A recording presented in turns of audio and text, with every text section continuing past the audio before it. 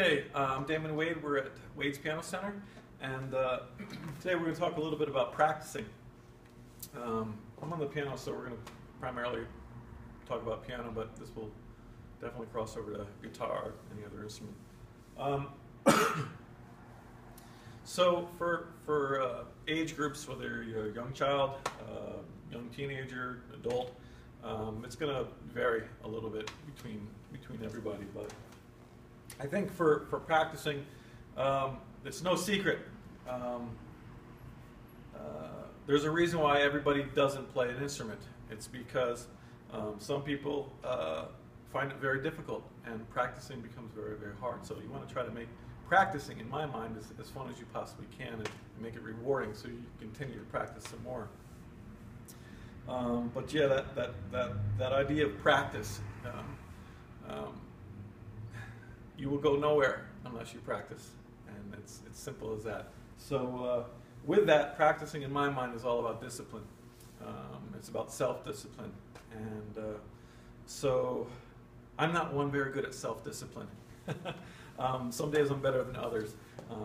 There's levels of that, but the idea is if you're a kid between 5 and 10, 5 and 12, something like that, if you can get a half an hour in a day, that's great. If any more than that, wonderful. I know everybody has hectic schedules.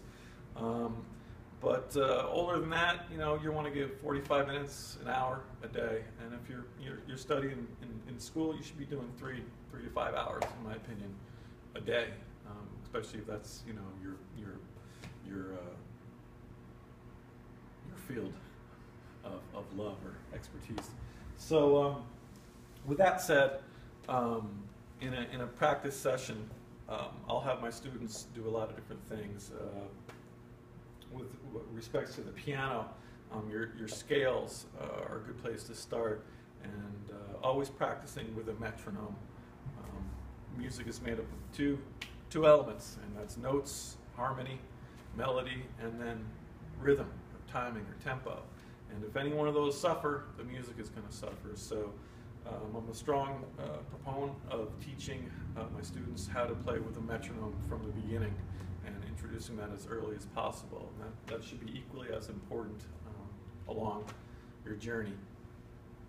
So once you get to the point where you start running through some scales or playing scales, I'll set the metronome up at 60, maybe a quarter note rhythm, and have you run your scales. So I don't have my metronome here, but I would set it up.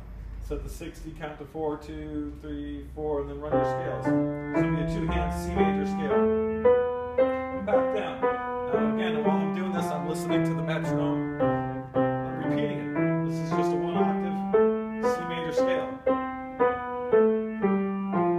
I might run a two-octave C major scale, all the metronome, and then maybe go up a fifth.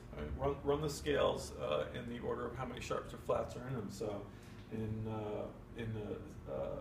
a fifth up is the G major scale. So you count it off again, 3, 4, G major scale.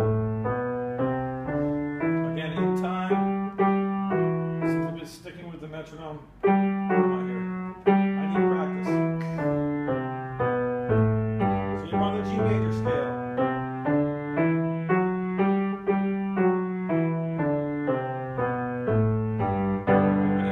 Then you're running into the T major scale. So I'm cycling all my major scales if I can get these right.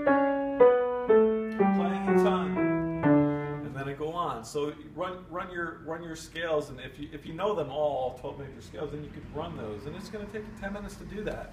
And then each day, maybe go up another 10 digits on the metronome. So start at 60, go to 70, and the next day is 70 to 80.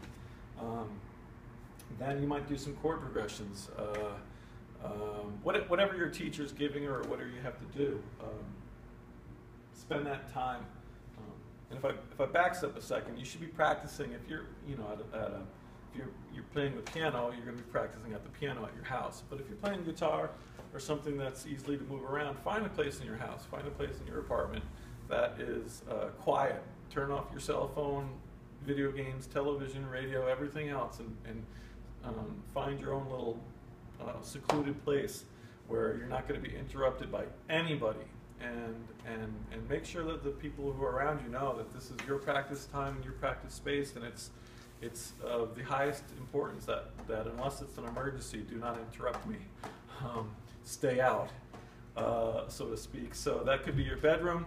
I would actually not recommend that you sit on your bed, because the bed subconsciously is telling you to go to sleep, and this is not what you're supposed to be doing. So if you're in your room, make sure you're sitting on a chair, at a desk. Have a music stand. Invest in a music stand. Invest in a metronome. Make sure it's lighted well enough, and make sure that you're comfortable. If it's freezing cold in your room, it's going to be miserable. If it's boiling hot, it's going to be miserable. So try to make the environment pleasing and can't think of the word, but that will allow you to help practice and really just focus on what you're working on. And then also, make sure that whoever's teaching you, that hopefully they're progressing, that as you practice daily, you're seeing results, and you're meeting the goals on a daily basis, even on a practicing basis. That first goal of yours might be playing a minor pentatonic scale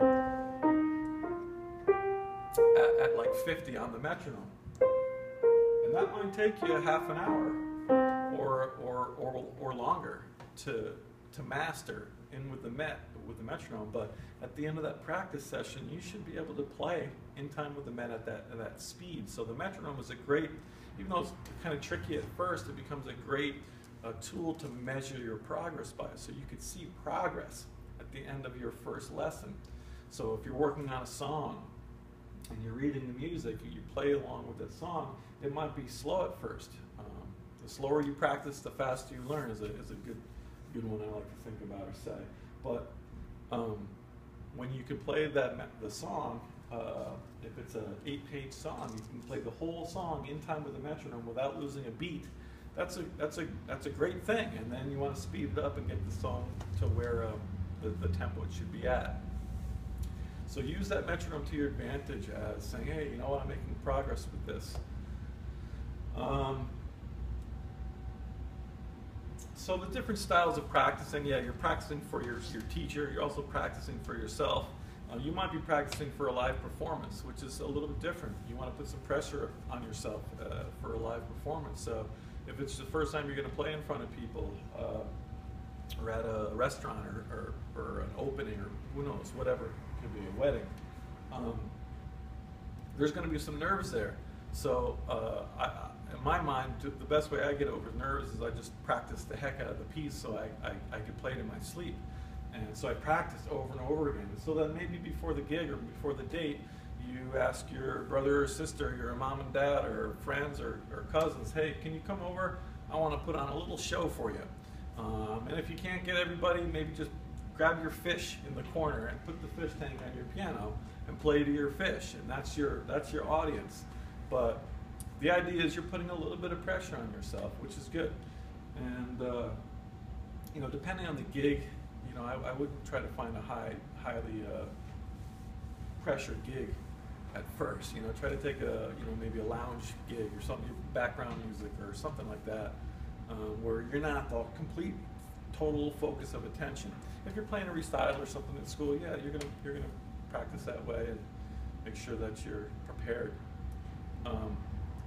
Also during practices, as you're practice it like you're going to perform it. If you're playing something and you're practicing it at home and you make a mistake, do not stop to fix the mistake. Play through it like it's a performance and get used to that. So if it does actually happen, it's like nothing to you. It doesn't startle you, it doesn't jar you, so you can continue through what you've started. 98% of the time, the audience will not even hear or notice that you made a mistake. If you practice that way, I mean, you've got to know your song, period. But everybody makes mistakes, so the idea is, if you make a mistake, just roll with it. There's nothing you can do about it. Just keep going. 98% of the time, nobody hears it anyways, and if they do, and they come up to you and say something, then I don't know. That's not music, It's being a robot. We're not robots. We make music. We also make mistakes. So, I guess no matter what I'm saying, oh, one other thing too is practicing is frustrating. A lot of times you can't get things, you can't read something, and you're frustrated. And this might take place over weeks of time where you're just getting frustrated with the instrument, frustrated with yourself. Step back, take a deep breath. I like to pray and invite God into my practicing time. If that's not for you, then take a breath. Just sit back a second, breathe a little bit, take a deep breath, and then try it again. That old saying: if at first you do not succeed, try again. I used to get red in the face when I would practice because I would get so angry and so frustrated. And yeah, just step back from the instrument. Step back from it. If you're ready to hum something across the room, well, maybe that's not a bad thing, but I wouldn't recommend it. You'll get to that point and just stop. When you go, play sports with some friends, or you go out and jog the frustration out or whatever. Don't go pounding on your brother or sister because you can't get a certain scale. But yeah, take a step back, take a breather, and this is music, and you are learning how to express your heart and your soul through the instrument of your choice. It could be piano, guitar, whatever instrument that is, and it's a process, and it's a daily process of practicing. And try to make it fun, try to make it exciting. It is going to be frustrating at times, and try to meet your goals. Whether those are daily goals or weekly goals. Maybe the goal is just learning this one song. So there's some hints and tips for how I practice or how I have my students practice. If you have any questions, give me a buzz at Wade's Piano Center. And yeah, happy practicing.